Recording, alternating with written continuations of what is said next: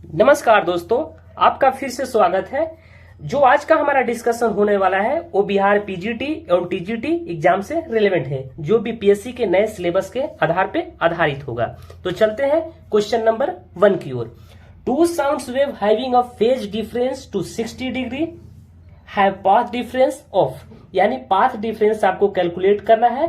Question में phase difference given है, यानी पाथ डिफरेंस बोले तो पाथ डिफरेंस हमें कैलकुलेट करना है। इसे हम क्या बोलते हैं?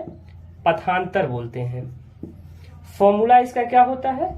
Lambda by 2 pi into phase difference. Phase difference को क्या बोलते हैं? कालांतर बोलते हैं।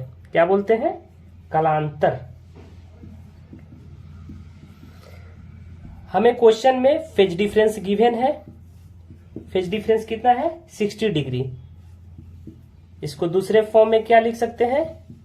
60 डिग्री को पाई बाई 3। पाई पाई क्या हो जाएगा? कैंसिल हो जाएगा, यानी लैम्डा बाई 6। ये हमारा क्या हुआ? Path difference. इसलिए ऑप्शन नंबर सी हमारा क्या हो जाएगा?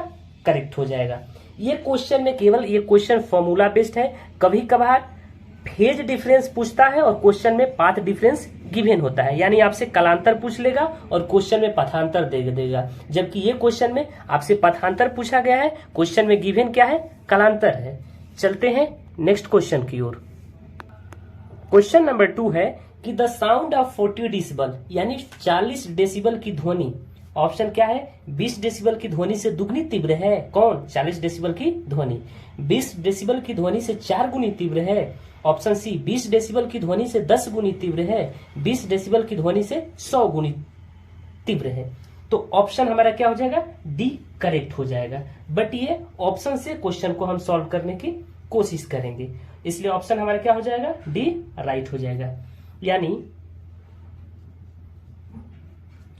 ध्वनि की 20 डेसिबल से जब हम कहा जा रहे हैं 40 डेसिबल की क्या करते हैं?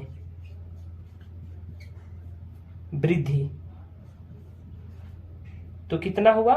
यानी 20 डेसिबल का वृद्धि हुआ। कब? जब ध्वनि 20 डेसिबल से 40 डेसिबल की वृद्धि होती है, तब कितनी की वृद्धि हुई?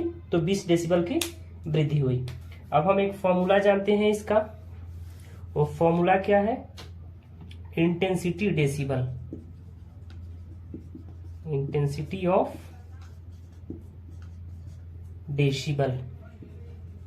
dB equal to 10 log base में 10 I अपॉन I0। ठीक है। अगर हम मान लेते हैं यदि ध्वनि की तीव्रता, किसकी तीव्रता? ध्वनि की तीव्रता अपने इनिशियल इंटेंसिटी यानी प्रारंभिक तीव्रता की कितनी गुनी है? 100 गुनी है। ये हमारा एजम्पशन है। 100 गुनी हो जाती है तो फॉर्मूला हो जाएगा dB equal to 10 log base 10। कितनी? इनिशियल इंटेंसिटी की कितनी हो जाती है? 100 गुना, यानी I हमारा क्या है? इनिशियल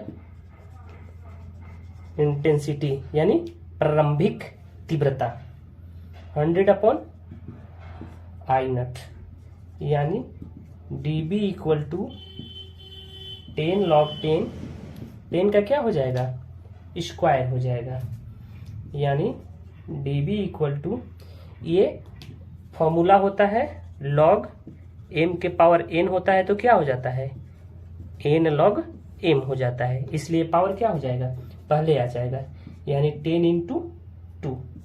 ये log की प्रॉपर्टीज है। log 10 टू दी 10, बेस 10 है, पावर भी 10 है। अब log के बेस में 10 है, पावर, तो log 10 की वैल्यू कितनी होती है? 1 होती है। यानी dB इक्वल टू कितना हो जाएगा? 20 हो जाएगा। हम एजम्पशन में क्या माने थे कि जब ध्वनि 20 डेसिबल से कहाँ जाती है, 40 डेसिबल जाती है। तो कितनी की बढ़ोतरी होती है या कितनी की वृद्धि होती है, तो 20 डेसिबल की होती है। यानी हमने इसको साबित कर दिया। जो ध्वनि की क्या है, वृद्धि की मात्रा है। कितना, 20 डेसिबल। स्टार्टिंग में हमने एजम्पशन यही लिया था कि ध्वनि जब 20 डेसिबल से कहाँ जाती है, 40 डेसिबल तक, तो इसमें वृद्धि कितना होता है, 20 डेसिबल की क्या होती है, वृद्धि होती है। एजम्पशन हमने क्या लिया था कि ध्वनि की तीव्रता अपने इनिशियल इंटेंसिटी यानी प्रारंभिक तीव्रता की कितनी गुनी है, 100 गुनी है। अगर हमने ये हमारा जो एजम्पशन है इस पे बढ़ोतरी कितना आया, 20 डेसिबल, इसका मतलब हमारा एजम्पशन सही है। इसलिए क्वेश्चन का ऑप्शन नंबर डी क्या हो जाएगा, राइट हो जाएगा। कि 40 डेसिबल की ध्वनि क्या होती है, 20 डेसिबल की ध्वनि से कितनी गुनी होती है, 100 गुनी तीव्र होती है। यानी उसकी इंटेंसिटी कितनी होती है, 100 गुनी होती है। ये हमारा 2 फॉर्मूला था जो बेसिक क्लास 9-10 का है। क्वेश्चन नंबर 3, एक आयाम मॉड्यूलित तरंग के लिए अधिकतम आयाम यानी मैक्सिमम एम्पलीट्यूड 8 वोल्ट है तथा न्यूनतम 2 वोल्ट है। यानी मिनिमम एम्पलीट्यूड कितना है, 2 वोल्ट है और मैक्सिमम एम्पलीट्यूड 8 वोल्ट है। तो मॉड्यूलन सूचकांक बताइए। यानी हमें क्या बताना है, मॉड्यूलेशन इंडेक्स। मॉड्यूलेशन इंडेक्स को क्या बोलते हैं, मॉड्यूलन सूचकांक। फॉर्मूला इसे डिनोट करते हैं हम यूज से। इसका फॉर्मूला क्या हो जाएगा, V max minus V minimum upon V max plus V minimum. ठीक है, वी मैक्स का कितना वैल्यू है, यानी मैक्सिमम एम्पलीट्यूड कितना वोल्ट का है, 8 वोल्ट का है। मिनिमम एम्पलीट्यूड कितना वोल्ट का है, 2 वोल्ट का है, अपॉन मैक्सिमम एम्पलीट्यूड कितना वोल्ट का है, 8 वोल्ट का है। मिनिमम एम्पलीट्यूड कितना वोल्ट का है, 2 वोल्ट का है, यानी 6/10। यानी म्यू का वैल्यू कितना हो जाएगा, 2 3 6, 2 5 10, यानी 0.6। ये हमारा क्या हुआ, मॉड्यूलेशन इंडेक्स, जिसे क्या कहते हैं, मॉड्यूलन सूचकांक। डायरेक्ट फार्मूला बेस्ड क्वेश्चन ये टीजीटी पीजीटी में पूछा जाता है और इसे दूसरे भाषा में क्या कहें, मॉड्यूलन सूचकांक। क्वेश्चन नंबर 4, वायु में ध्वनि का वेग कितना है, 332 मीटर पर सेकेंड होता है। तो निर्वात में इसका वेग क्या होगा, यानी वेलोसिटी किसमें बताना है, वैक्यूम में बताना है। ऑप्शन ए है 332 मीटर पर सेकेंड से ज्यादा, 332 मीटर पर सेकेंड से कम, 332 मीटर पर सेकेंड के इक्वल, इनमें से कोई नहीं। सबसे पहले हम बेसिक कम से कम समझे कि जो हमारा साउंड है यानी ध्वनि है, ध्वनि के तरंगों को संचरण करने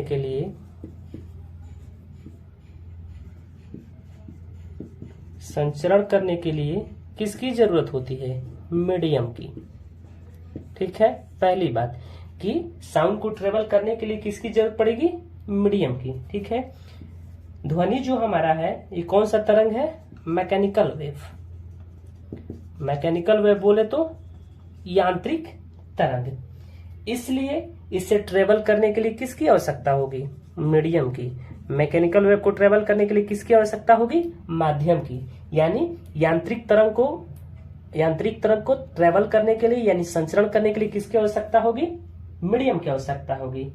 इसलिए यह निर्वात में यानी वैक्यूम में संचरण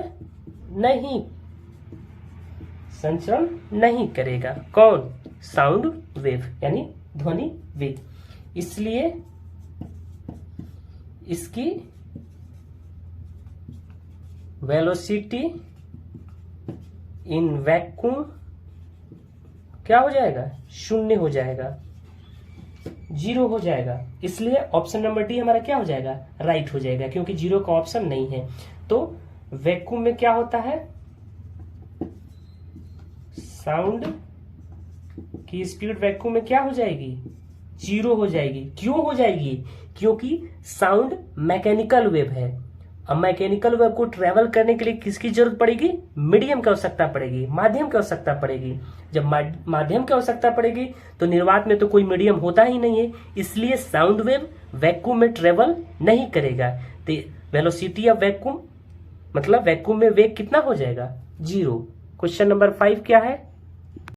निम्न में से किसमें ध्वनि सबसे तेज चलती है? पहला है गैस, दूसरा है निर्वात यानी वैक्यूम, तीसरा है लिक्विड यानी द्रव, और चौथा है सॉलिड यानी ठोस। तो सबसे पहले हम देख लें कि ध्वनि सबसे अधिक किस में चलेगी? ठोस में चलेगी। ठीक है, सबसे तेज किस में चलेगी? ठोस में चलेगी। क्योंकि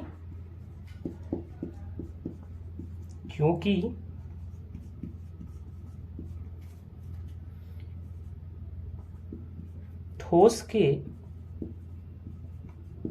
जो अणु होते हैं एक दूसरे के बहुत क्या होते हैं? करीब होते हैं, यानी नजदीक होते हैं, नियर होते हैं, जिससे कि वे कंपन को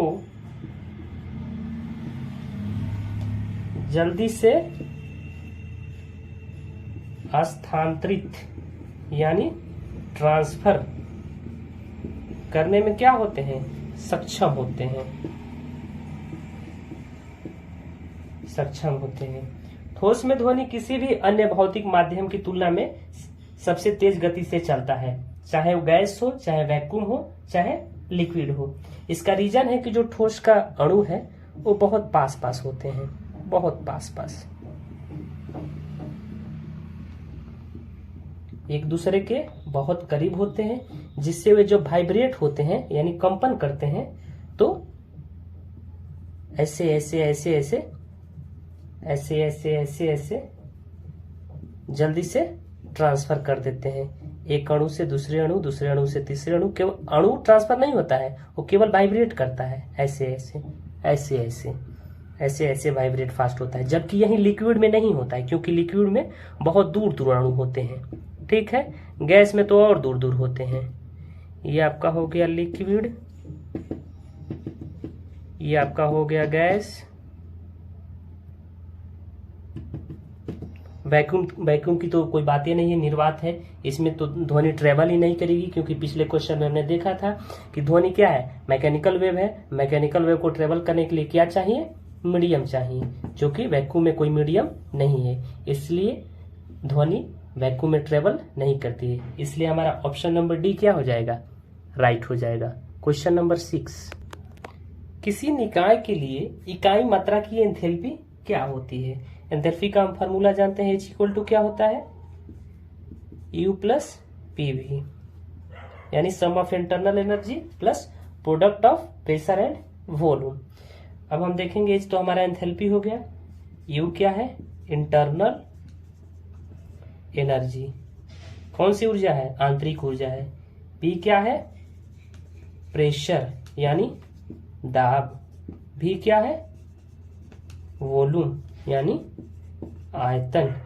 इसलिए ऑप्शन नंबर सी हमारा क्या हो जाएगा? करेक्ट हो जाएगा। एंथैल्पी का यही फार्मूला है, H= U + PV। अगला क्वेश्चन हमारा है किसी गैस के अणुओं के लिए औसत वेग का व्यंजक बताना है, यानी किसका एक्सप्रेशन बताना है? एवरेज स्पीड का। एवरेज स्पीड का हमें एक्सप्रेशन बताना है, यानी 8 kT/πm। ये क्या हो गया? गैसीय अणुओं के लिए औसत वेग हो गया। ठीक है, अब देखते हैं गैसीय अणुओं के लिए इसका फॉर्मूला वर्ग माध्य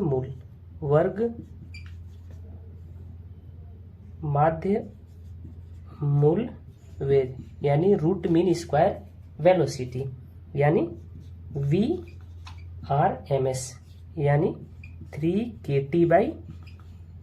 m होता है, रूट मीन स्क्वायर वेलोसिटी। एक हमारा है मोस्ट प्रोबेबल यानी संभाव्य वेग, इसके लिए भी है गैस के अणुओं के लिए मोस्ट प्रोबेबल। इसका फॉर्मूला क्या हो जाएगा 2kT/m, यानी हमारा ऑप्शन नंबर क्या हो जाएगा सी करेक्ट हो जाएगा। 8kT/m किसका फॉर्मूला है तो एवरेज स्पीड का गैस के अणुओं के लिए। रूट मीन स्क्वायर होता है गैस के अणुओं के लिए 3kT/m, और जो संभाव्य वेग है यानी मोस्ट प्रोबेबल वेलोसिटी है वो कितना होता है 2kT/m। Question number 8। Question number 8 है कि गलत मैक्सवेल ऊष्मागतिकी समीकरण चुनिए, यानी मैक्सवेल का जो थर्मोडायनेमिक इक्वेशन है इनमें से गलत कौन सा है उसे चुनना है। ये हमारा सही है, ये भी सही है, ये भी सही है, बट ये गलत है। कहाँ गलत है तो डेल T/डेल P एंट्रोपी, डेल V/डेल S प्रेशर, यहाँ ये निगेटिव का सिंबल लगाया है जबकि निगेटिव नहीं होगा। फर्स्ट और फोर्थ इक्वेशन में क्या होता है निगेटिव का साइन होता है, बाकी दो में निगेटिव का साइन नहीं होता है। अब हमारा फर्स्ट, सेकेंड, थर्ड और फोर्थ ये मैक्सवेल के क्या हो गए थर्मोडायनेमिक रिलेशन हो गए।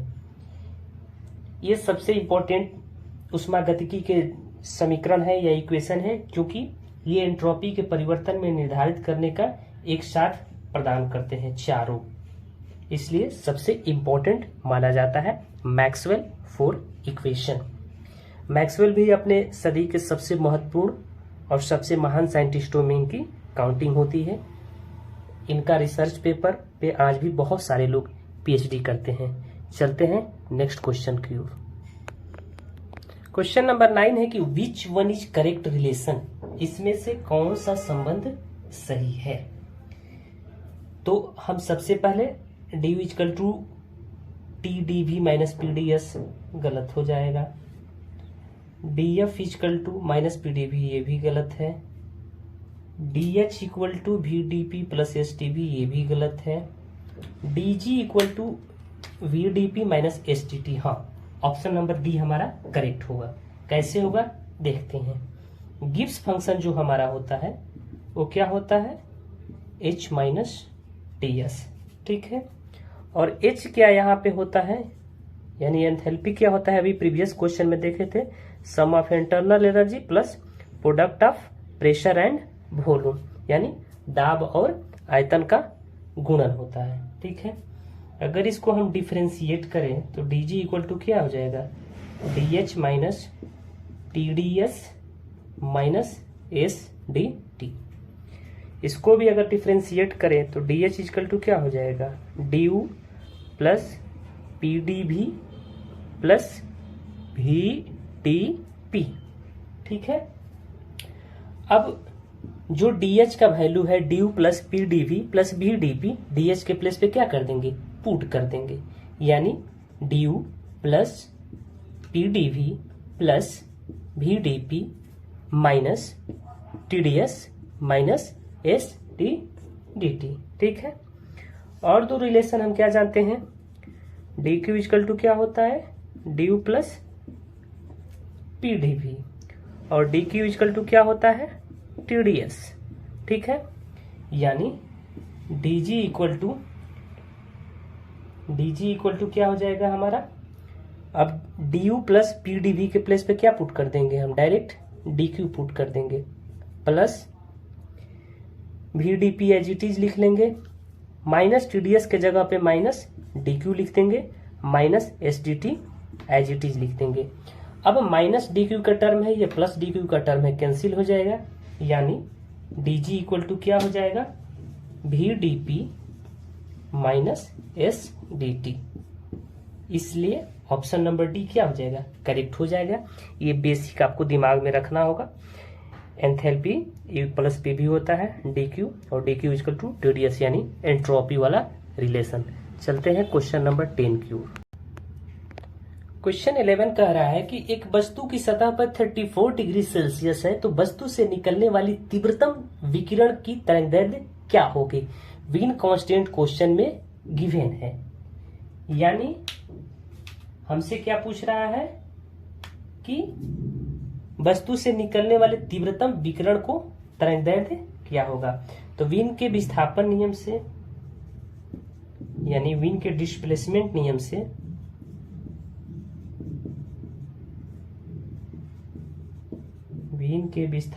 से क्या फॉर्मूला हो जाएगा, lambda maximum temperature equal to क्या होगा, सी हमारा कांस्टेंट है जिसको वीन कांस्टेंट बोला जाता है, जो क्वेश्चन में वैल्यू गिवन है, लैम्डा मैक्स इंटू टी है। अब हम देखेंगे हमें क्या कैलकुलेट करना है, लैम्डा मैक्स कैलकुलेट करना है, यानी तीव्रतम तरंगदैर्घ्य कैलकुलेट करना है। लैम्डा क्या है, हमारा वेवलेंथ है जिसे तरंगदैर्घ्य बोला जाता है, वो भी मैक्सिमम कैलकुलेट करना है। तो क्या हो जाएगा, सी बाई टी हो जाएगा।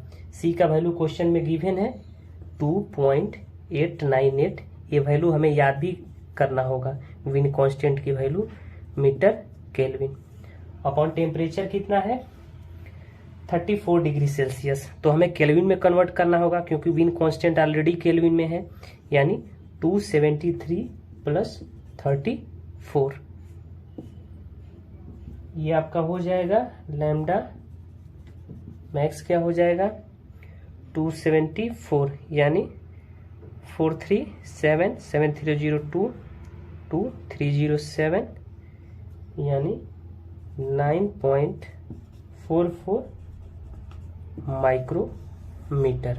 ये इतना विकिरण होगा, तरंगदैर्घ्य का इतना विकिरण होगा 9.44 माइक्रोमीटर, यानी ऑप्शन नंबर डी हमारा क्या हो जाएगा, करेक्ट हो जाएगा। देखिए डायरेक्ट फार्मूला बेस्ड क्वेश्चन था, अगर आपको फार्मूला मेमोराइज है, विन का विस्थापन नियम क्या होता है, lambda max T equal to C, C क्या है, विन कांस्टेंट है, टी क्या है, एब्सोल्यूट टेम्परेचर है, लैम्डा मैक्स क्या है, तो तरंगदैर्घ्य है, किसका तरंगदैर्घ्य, तो जिसका जो विकिरण हो रहा है, ये हमारा विन कांस्टेंट का वैल्यू है। चलते हैं क्वेश्चन नंबर 12 की ओर।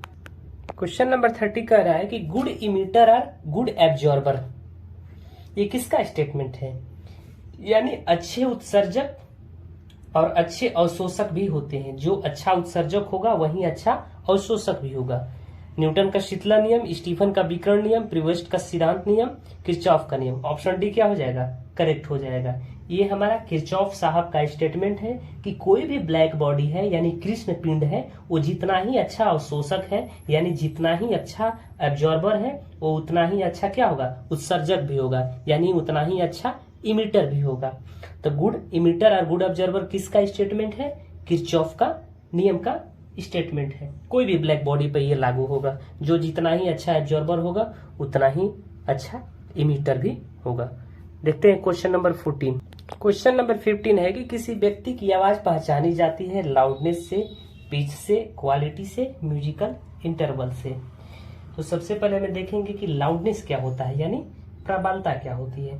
तो आपने कभी गौर किया होगा कि जैसे हम सांस लेते हैं, गाड़ियों की हॉर्न की जो आवाज होती है, बादलों की गड़गड़ाहट की आवाज होती है, यानी कहने का तात्पर्य ये है कि ध्वनि का एक प्रकार का लक्षण है जिससे ध्वनि कान में धीमी अथवा तीव्र हमें सुनाई देती है। जैसे बादल का क्या होता है, गड़गड़ाना, बादलों की गड़गड़ाहट, गड़गड़ाहट। और मान लीजिए इसकी एक ध्वनि हो गई और हम सांस ले रहे हैं,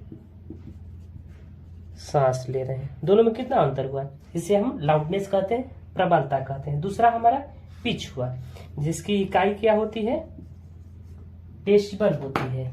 क्या होती है, डेसिबल होती है। ये भी ध्वनि का एक प्रकार का अभिलाक्षणी गुण है, जिनके द्वारा हम क्या करते हैं, कोई आवाज मोटी है या तीक्ष्ण है या बारीक है। जैसे मान लीजिए पुरुषों की ध्वनि, ठीक है, पुरुषों की ध्वनि हो गई, और मान लीजिए स्त्रियों एवं बच्चों की ध्वनि, बच्चों और स्त्रियों की ध्वनि कितनी बारीक होती है और पुरुषों की ध्वनि कितनी मोटी होती है, भोभा की तरह, फटे बांस की तरह। ठीक है। अब मान लीजिए कि जिसकी मोटी ध्वनि है, जैसे मान लीजिए पुरुषों की ध्वनि क्या है, मोटी है, तो इसका पिच क्या होगा, लो पिच होगा, यानी तरत्व इसका क्या है, कम है। और जो स्त्रियों और बच्चों की बारीक ध्वनि है, यानी बारीक कहने का मतलब तीक्ष्ण है, तो इसका पिच क्या होगा, हाई पिच होगा, यानी तारत्व उच्च होगा। अगर तारत्व निम्न है तब तो मोटी ध्वनि है, भैंस की तरह, फटे बांस की तरह। अगर तारत्व उच्च है तो बारीक है, श्रील है। ठीक है। जैसे आपने देखा होगा कि मच्छर भिनभिना रहा है। ठीक है, मच्छर का भिनभिनाना। आप देख लीजिए एक शेर का दहाड़ना, शेर का दहाड़ना। तो जो शेर का दहाड़ना है इसका क्या है, शेर का दहाड़ना हमारा क्या हुआ, मोटी ध्वनि है। क्या है, मोटी ध्वनि है। तो शेर का दहाड़ना क्या हो जाएगा, लो पिच हो जाएगा, क्योंकि जिसकी मोटी ध्वनि होती है लो पिच होता है। अब मच्छर भिनभिना रहा है। ठीक है, तो मच्छर भिनभिना रहा है, इसका मतलब क्या हुआ कि ये हाई पिच हो जाएगा। क्यों हाई पिच होगा, क्योंकि इसकी ध्वनि श्रील होती है, बहुत बारीक होती है, समझ में नहीं आएगा, करेंगे। और शेर का अलग ही होगा।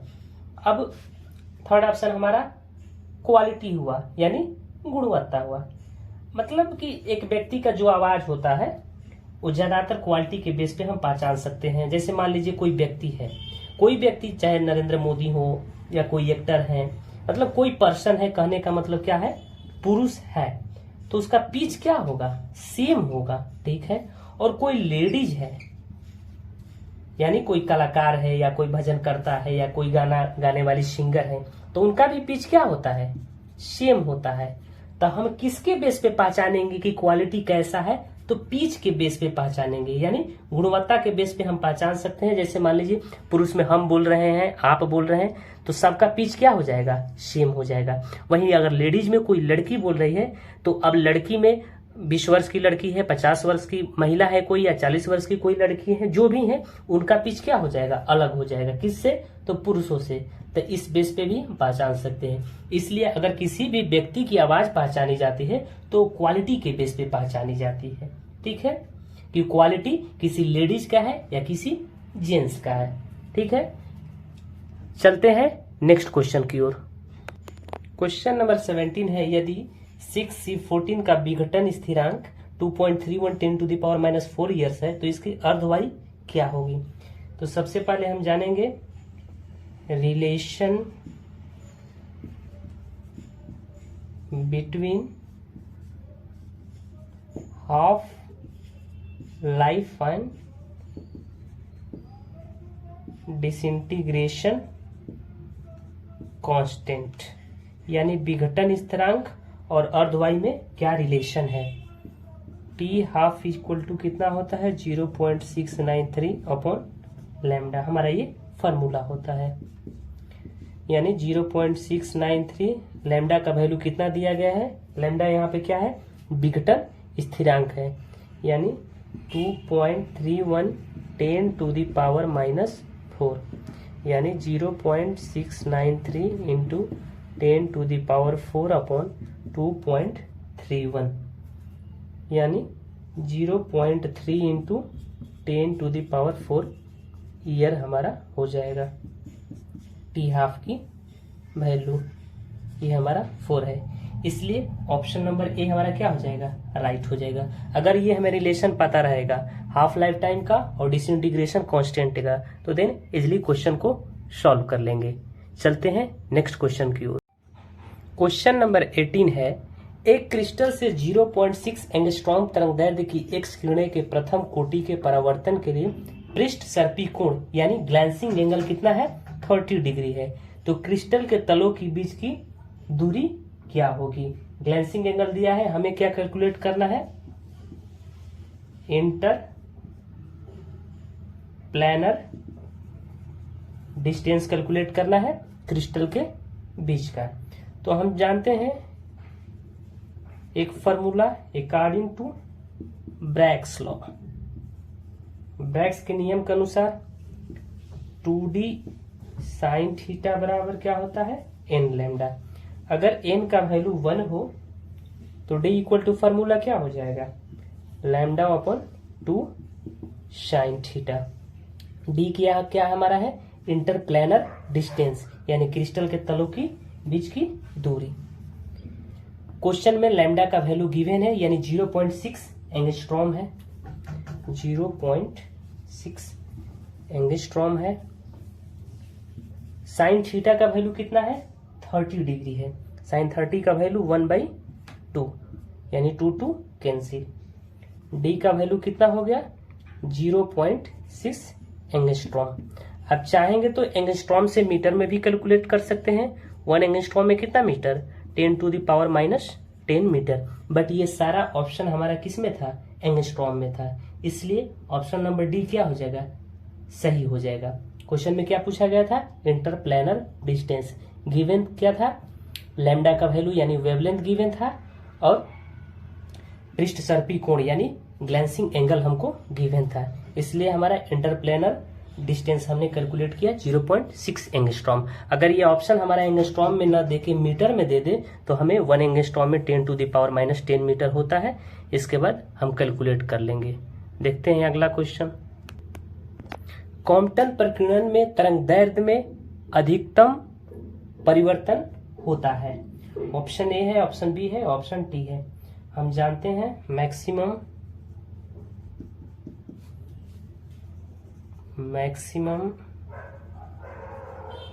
Change in wavelength. Maximum change in wavelength क्या हो जाता है, delta lambda equal to h upon m0c 1 minus cos phi.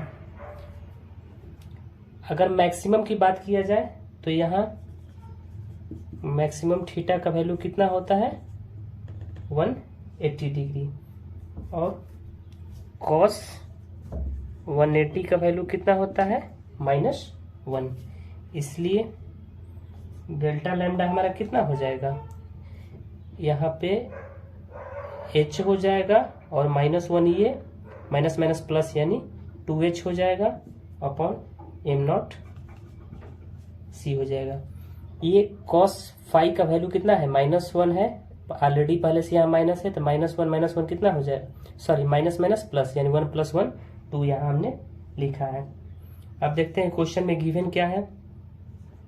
Planck constant हम जानते हैं 6.626 × 10⁻⁻34 जूल सेकेंड होता है। m0 यानी मास कितना है, 9.11 10⁻⁻31 kg होता है, और स्पीड ऑफ लाइट कितनी होती है, 3 × 10⁸। अब हम देखते हैं ये ऊपर जाएगा 31 तो ये प्लस हो जाएगा यानी 3a और 8a यानी 10 के पावर में क्या हो जाएगा, -12 हो जाएगा, और 2 4 = 3 3 2 = 6 यानी 4.85 × 10⁻- क्या हो गया, 12 हो गया। सारा ऑप्शन एंगस्ट्रॉम में है, इसलिए हमें 1 एंगस्ट्रॉम में कितना होता है, 10⁻⁻10 मीटर होता है।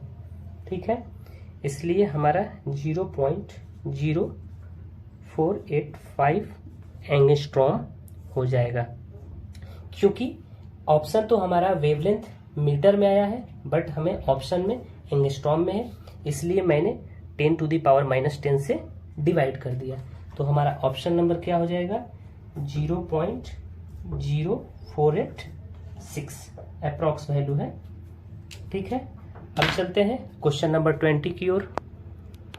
What is the value of Compton shift, यानी कॉम्पटन शिफ्ट का मान क्या होता है। कॉम्पटन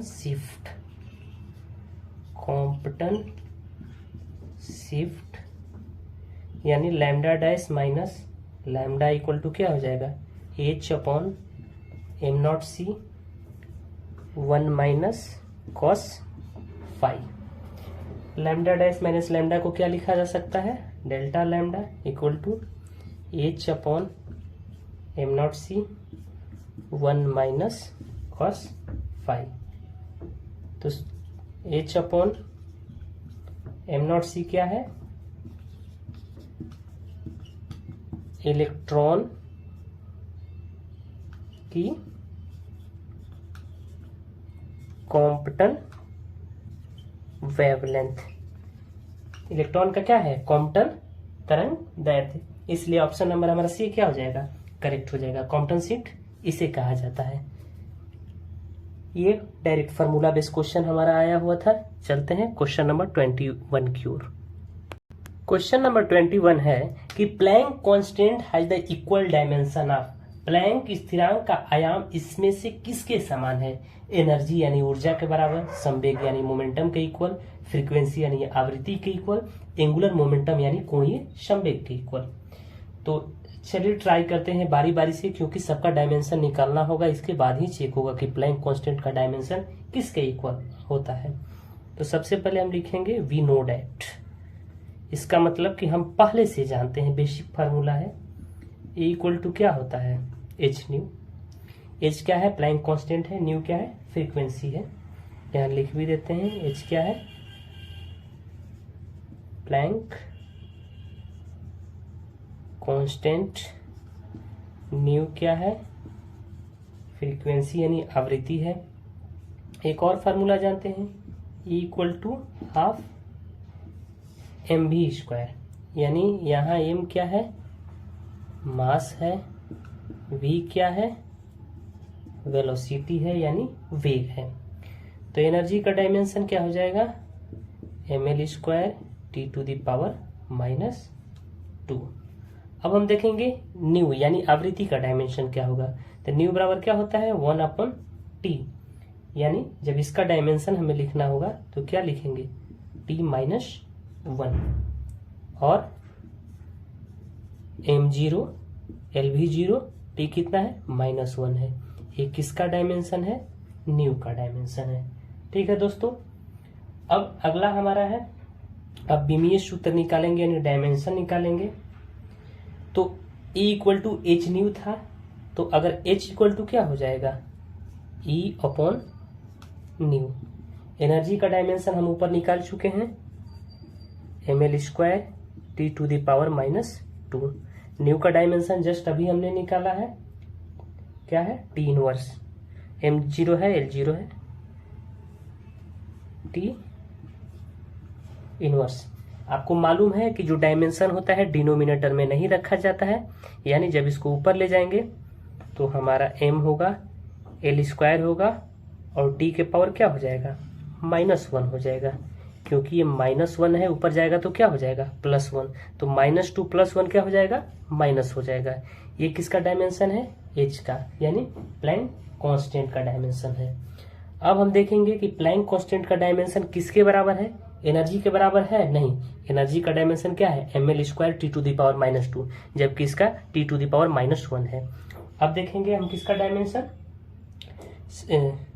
संवेग। संवेग का भी, फ्रीक्वेंसी का पहले देख लेते हैं। फ्रीक्वेंसी का कहाँ है? ये है, यानी टी इनवर्स हमारा हो गया, तो ये भी इसके इक्वल नहीं है। संवेग का डायमेंशन क्या हो जाएगा आपका? मोमेंटम, यानी P बराबर क्या होता है? m भी होता है। ठीक है, तो मास का आपका L हो जाएगा और वेलोसिटी का क्या होता है? LT इनवर्स होता है। क्या संवेग का डायमेंशन प्लैंक कांस्टेंट के डायमेंशन के इक्वल है? नहीं, ये ml t to the power -1 है, ये ml square T to the power -1 है, यानी ये भी गलत, ये भी गलत, ये भी गलत। अब देखते हैं एंगुलर मोमेंटम का केस, यानी कोणीय संवेग का केस। तो एंगुलर मोमेंटम का डायमेंशन क्या होता है? ml square T to the power -1, यानी ऑप्शन डी हमारा क्या हो जाएगा? करेक्ट हो जाएगा। प्लैंक कांस्टेंट का डायमेंशन किसके इक्विवेलेंट है? एंगुलर मोमेंटम के इक्विवेलेंट है, क्योंकि एनर्जी के भी इक्विवेलेंट नहीं था, संवेग के भी इक्विवेलेंट नहीं था और फ्रीक्वेंसी के भी इक्विवेलेंट नहीं था। तो इसलिए हम कह सकते हैं कि जो हमारा कोणीय संवेग है, क्या है? कोणीय संवेग तथा प्लैंक